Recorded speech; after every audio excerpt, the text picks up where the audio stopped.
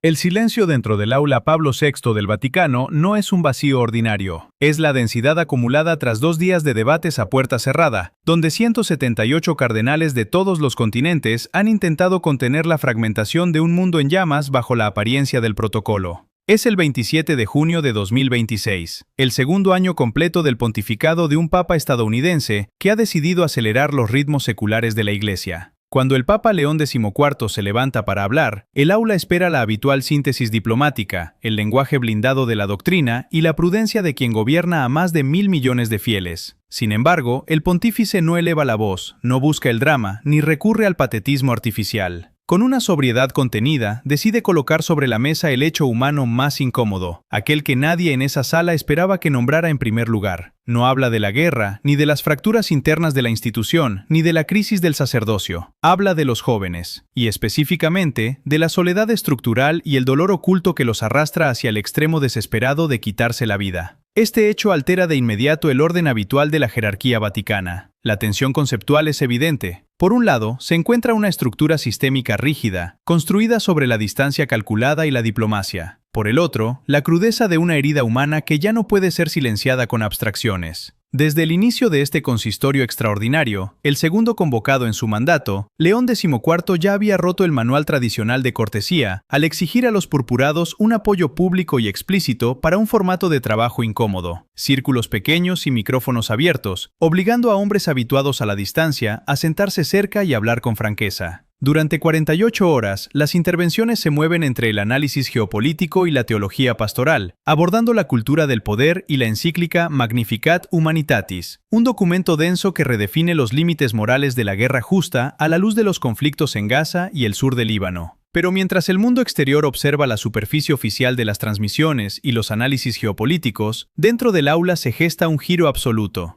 Bajo la presidencia del cardenal tanzano Protase Rugambwa, los debates sobre el bien común y la crisis antropológica de la era tecnológica derivan en una confesión cruda. Los cardenales comienzan a dar nombres a un fenómeno que la Iglesia apenas empieza a comprender: la desconexión total de una generación atrapada entre pantallas y algoritmos, donde el hambre de autenticidad se convierte en aislamiento y el aislamiento en tragedias silenciosas dentro de sus propias diócesis. La ruptura definitiva se consolida cuando el Papa toma esa palabra tabú, suicidio, y la pronuncia abiertamente ante el colegio cardenalicio, sin eufemismos ni traducciones piadosas. Al hacerlo, el pontífice no solo valida el dolor como un dato administrativo, sino que introduce un catalizador teológico que desafía la lógica de la propia curia. Afirma que en esa misma búsqueda desesperada de autenticidad, en esa misma inquietud que a menudo se confunde con el fracaso personal, se encuentra la huella del Espíritu Santo. La herida y la gracia no están separadas por una línea limpia, coexisten en el mismo corazón joven. La misión de la Iglesia, por tanto, se desplaza drásticamente. Ya no se trata de adoctrinar la herida para forzar su silencio, sino de caminar al lado del desespero. Mientras el eco de estas palabras comienza a filtrarse fuera de los muros vaticanos y a conmover a miles de familias que reconocen el dolor ordinario de sus hogares, la maquinaria institucional cruje en otra dirección. Al mismo tiempo que el Papa extiende este puente hacia la vulnerabilidad de los jóvenes, las tensiones con la sociedad de San Pío X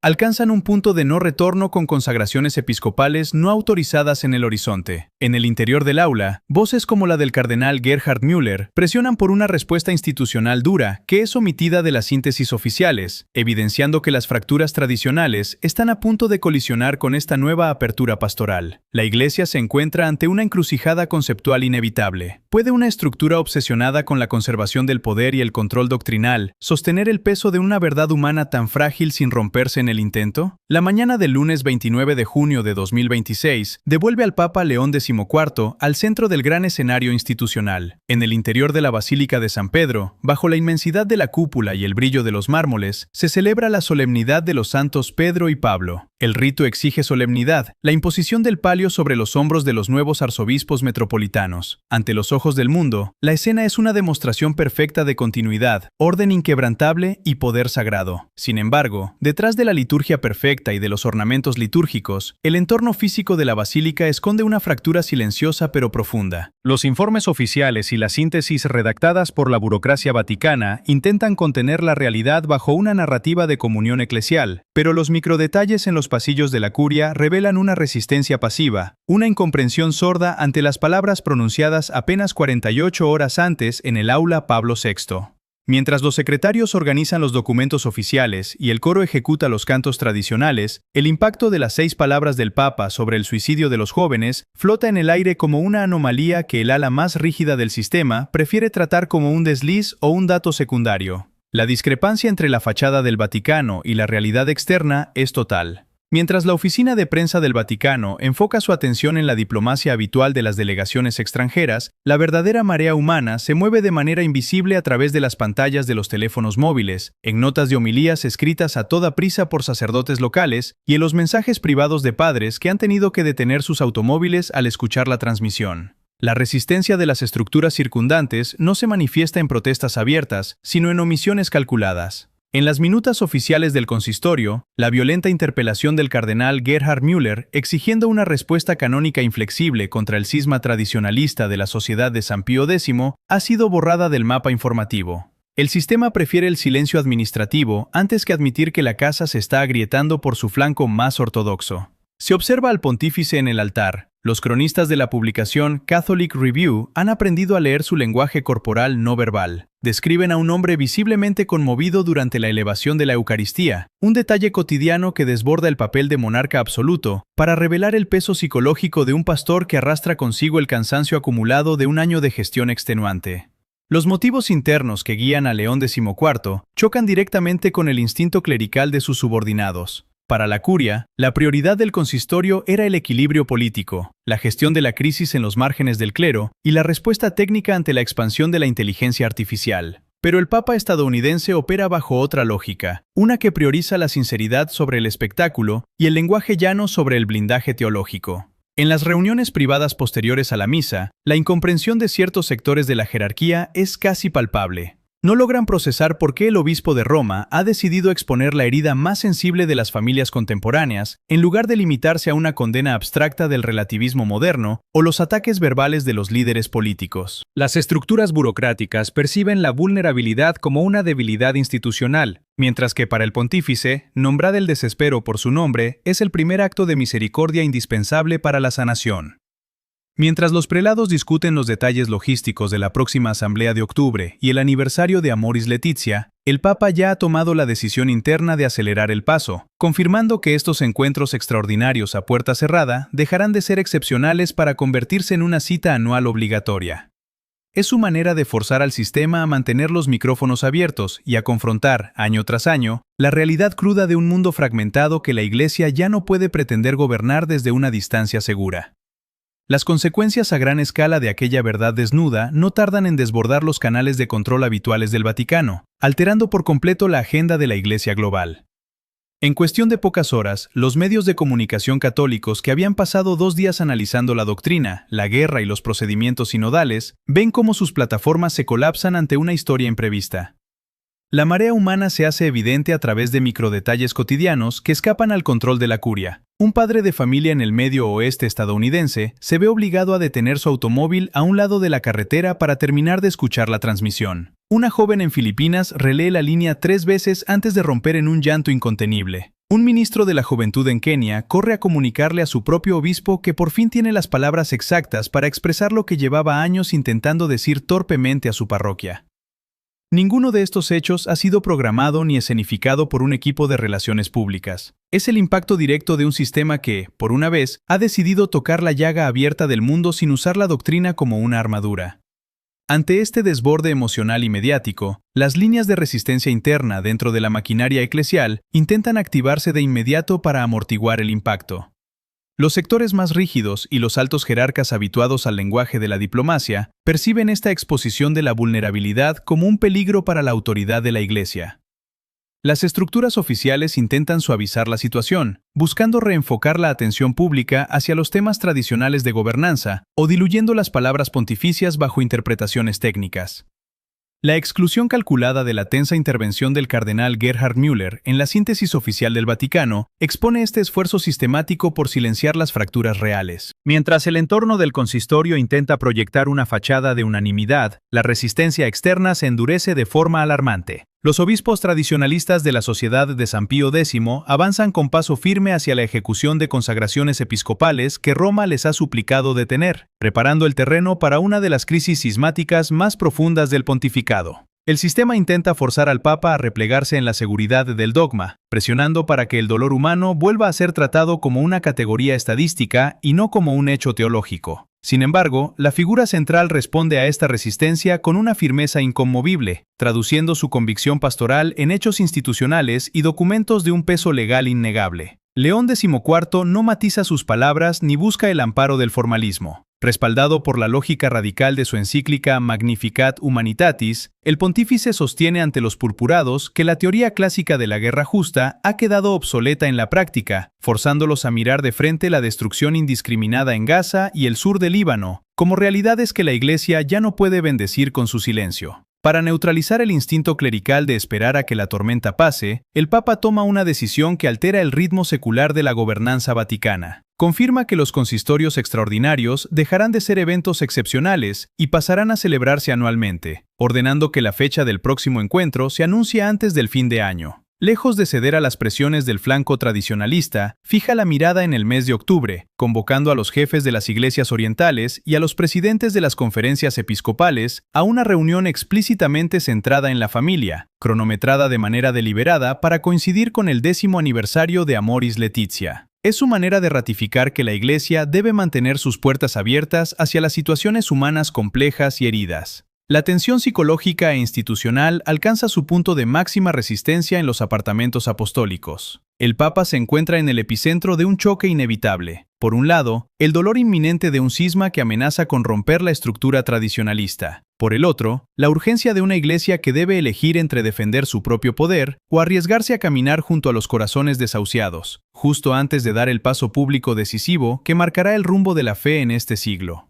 La mañana del 27 de junio arrastra consigo el peso acumulado de las 48 horas previas. Los 178 cardenales ocupan nuevamente sus asientos en el aula Pablo VI para la sesión de clausura del consistorio extraordinario. La atmósfera del espacio ha cambiado, está cargada de una expectación contenida. El Papa León XIV avanza hacia el estrado. Frente a él se despliega la jerarquía en pleno. Hombres que han dedicado décadas a habitar una estructura cimentada en la distancia cuidadosa y las formas diplomáticas.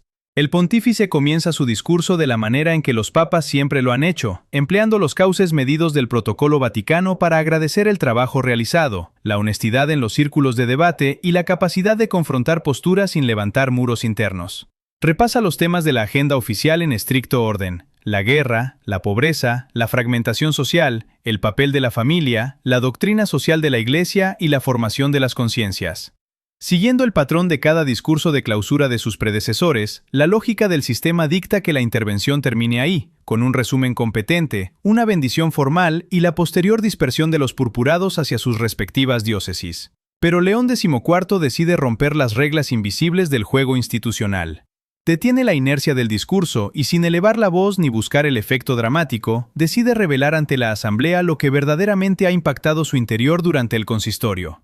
No es el análisis geopolítico sobre los conflictos bélicos, ni las complejas deliberaciones sobre la inteligencia artificial, por más urgentes que resulten. Con una franqueza que paraliza los bolígrafos de los secretarios, el Papa proclama que lo que más le ha conmovido es la forma en que los cardenales han hablado sobre los jóvenes. Entonces, despojando la narrativa de cualquier eufemismo o adorno burocrático, introduce en el aula la palabra exacta que el formalismo eclesial ha evitado durante generaciones: suicidio. Pronuncia el término llanamente, incrustado en el flujo de una frase ordinaria, recordándole a la cúpula eclesial que la tragedia de los jóvenes ocurre de manera cotidiana en habitaciones ordinarias de todo el mundo. El peso de la pausa que sigue a esa palabra altera por completo la densidad del aire en el aula. Los rostros de los presentes se tensan bajo una incomprensión silenciosa. Durante décadas, el lenguaje litúrgico y de la pastoral juvenil había orbitado alrededor de la llaga sin atreverse a tocarla. Al nombrarla sin rodeos, el Papa arranca la máscara de la suficiencia institucional.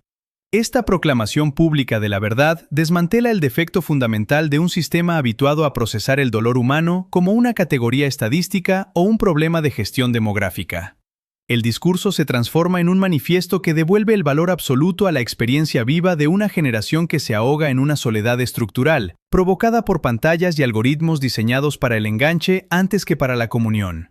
El Papa no presenta a los jóvenes como un colectivo defectuoso que la institución deba reparar desde su superioridad moral. En un giro que redefine la teología pastoral, afirma ante los 178 hombres de rojo que el desasosiego de la juventud, ese hambre insaciable de autenticidad y relaciones verdaderas, que a menudo deriva en desesperación extrema, es en realidad la huella del propio Espíritu Santo moviéndose en su interior. La herida y la gracia se entrelazan en el mismo corazón sufriente. Al establecer esta premisa, León XIV arrebata al sistema su manual de condena abstracta y le impone la obligación de abandonar las cátedras para caminar al lado del desespero. La mirada del pontífice recorre la sala, sosteniendo la tensión de un momento que cambia irreversiblemente el sentido del poder en la Iglesia, dejando al descubierto la fragilidad de una estructura que ahora debe decidir si se refugia en sus fachadas oficiales o si asume el costo de abrazar la verdad del ser humano. Cuando el aula Pablo VI finalmente se vacía, los 178 cardenales desfilan hacia el exterior con la formalidad habitual de la Iglesia, regresando a sus residencias y a sus vuelos transoceánicos para reincorporarse a la maquinaria ordinaria de una institución global. Ninguno de ellos puede predecir en ese instante preciso qué parte de las densas deliberaciones marchará más lejos. No es el lenguaje meticuloso de la encíclica sobre la obsolescencia de la guerra justa, ni el urgente llamamiento global por la paz en las regiones devastadas, lo que se adueña del pulso de los días siguientes. Son 6 palabras pronunciadas casi de pasada sobre los jóvenes y el desespero extremo de quitarse la vida, seguidas por la convicción de que incluso en el fondo de esa oscuridad habita el Espíritu de Dios. Los videoclips del discurso de León XIV comienzan a circular de forma orgánica por las redes en cuestión de horas, desbordando los canales de comunicación tradicionales del Vaticano. Los análisis sobre doctrina y procedimiento sinodal ceden su espacio a una realidad mucho más honda, transformando las estructuras oficiales a través de una resonancia que se extiende de inmediato por la sociedad. La transformación real se manifiesta a nivel local, allí donde la vulnerabilidad humana ya no puede ser ignorada por las directrices del sistema. La realidad cambia para los personajes concretos que habitan la base de la Iglesia y que el texto original sitúa en el centro de esta sacudida. En el medio oeste americano, un padre detiene su coche a un lado del camino al comprender que la máxima autoridad moral de la tierra está nombrando la silenciosa fractura de su propio hogar. En Filipinas, una joven lee el texto una y otra vez en su pantalla, encontrando un espacio de legitimidad donde sus lágrimas ya no significan una falta de fe, sino una búsqueda sagrada de autenticidad. En Kenia, un animador juvenil le explica a su obispo que por fin cuenta con las palabras exactas, desprovistas de clichés eclesiales, para sostener el dolor de su comunidad. El impacto de la intervención pontificia arranca las etiquetas de la burocracia pastoral. El sufrimiento de los jóvenes deja de ser un problema demográfico que deba gestionarse, o un fracaso individual que deba ocultarse en la privacidad de un dormitorio común.